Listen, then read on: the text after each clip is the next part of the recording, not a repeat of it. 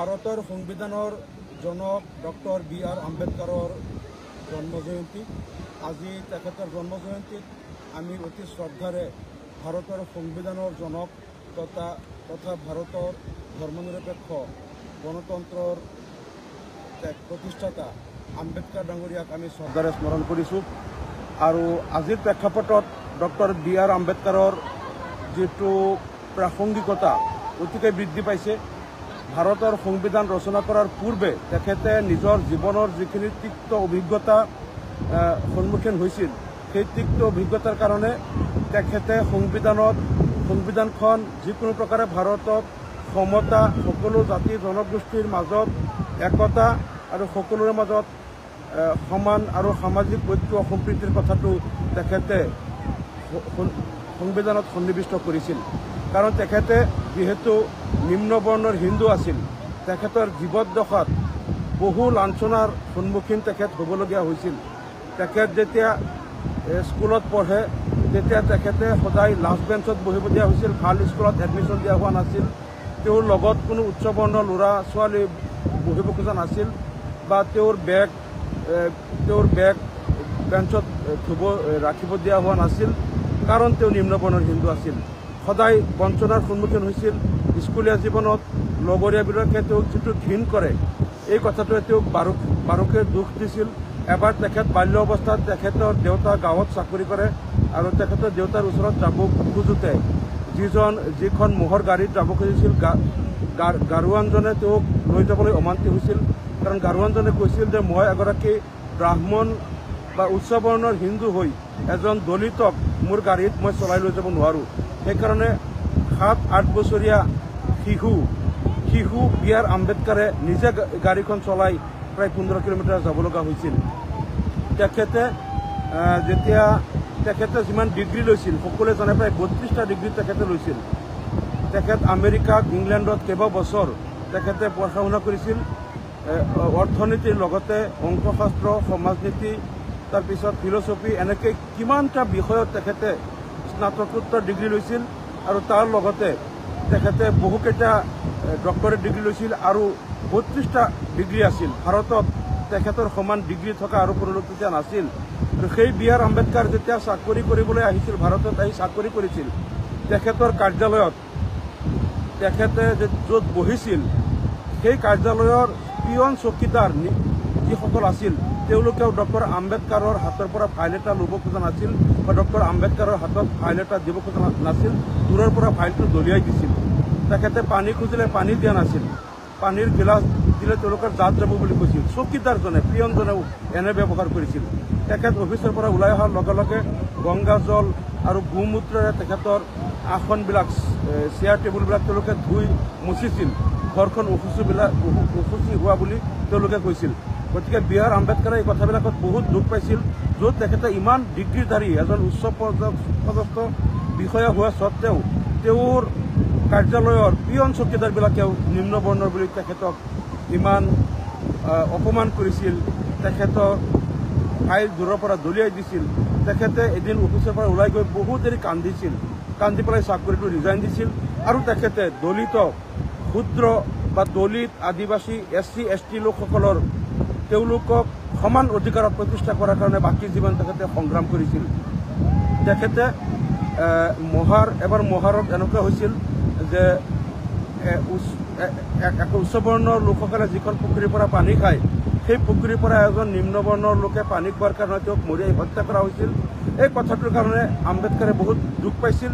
আৰু তেখেতে সকলো চণ্ডাল, চামাৰ আৰু অন্যান্য যিমান মুৰ্মু, যিমান ক্ষুদ্ৰ দলিত আছে, আদিবাসী, তেওঁলোকৰ নেতাসকলক লৈ তেখেতে 3 দিন এখন মিটিং দিছিল। আৰু সেই মিটিঙৰ পিছত তেওঁলোকে এটা অভিযান আৰম্ভ কৰিছিল যে আমি সকলোৱে দলবদ্ধভাৱে এই পুখুৰীৰ পৰা পানী খাম।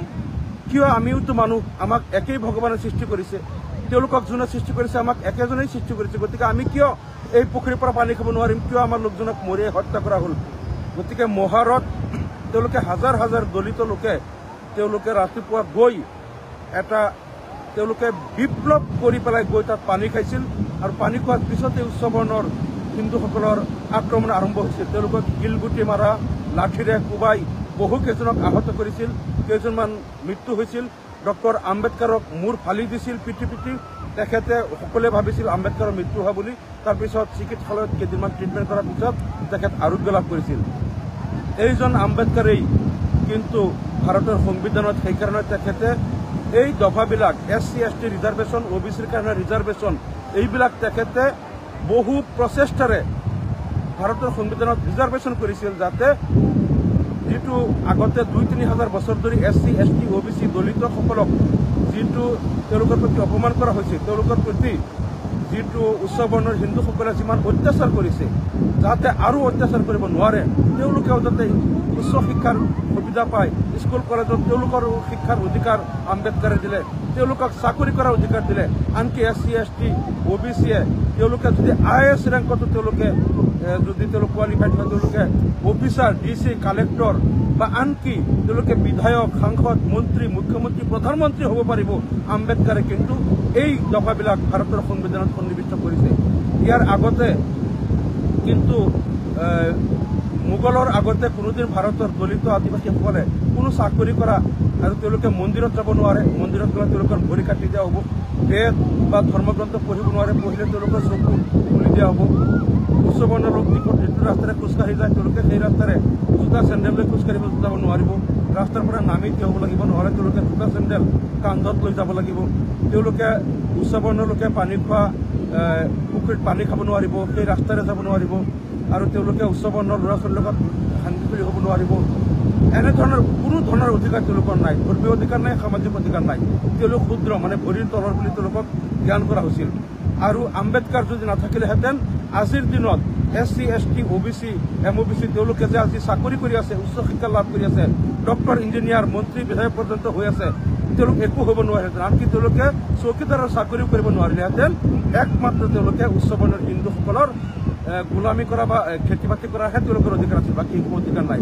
গতিকে যি আম্বেদকাৰে SC ST OBC MOBCক আজি উচ্চ শিক্ষাৰ অধিকাৰ দিলে, চাকৰিৰ অধিকাৰ দিলে, মন্ত্ৰী বিধায়ক হোৱাৰ অধিকাৰ দিলে, সেই আম্বেদকাৰ নিশ্চয় ভাৰতবৰ্ষৰ কাৰণে এজন যুগজয়ী পুৰুষ আৰু চিৰস্মৰণীয় ব্যক্তিত্ব।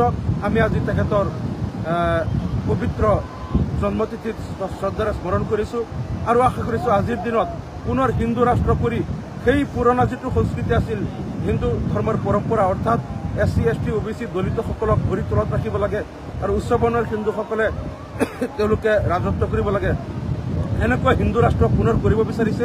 কিন্তু আম্বেদকাৰে কৈছিল যে যিদিনা ভাৰতবৰ্ষ হিন্দু ৰাষ্ট্ৰ ঘোষণা হ'ব, সেইদিনাই ভাৰতবৰ্ষত সামাজিক সমতা আৰু নৈতিকতাৰ অপমৃত্যু ঘটিব আৰু ভাৰতবৰ্ষখন বৰ্বৰ হৈ পৰিব। আম্বেদকাৰৰ সেই কথাষাৰ আমি সকলোৱে মনত ৰখা উচিত।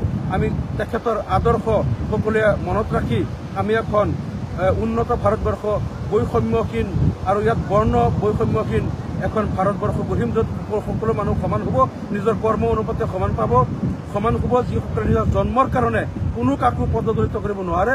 এনেকুৱা এখন উন্নত আৰু মানৱতাৰ নৈতিকতাৰ ভাৰতবৰ্ষ আমি যাতে গঢ়িব পাৰোঁ।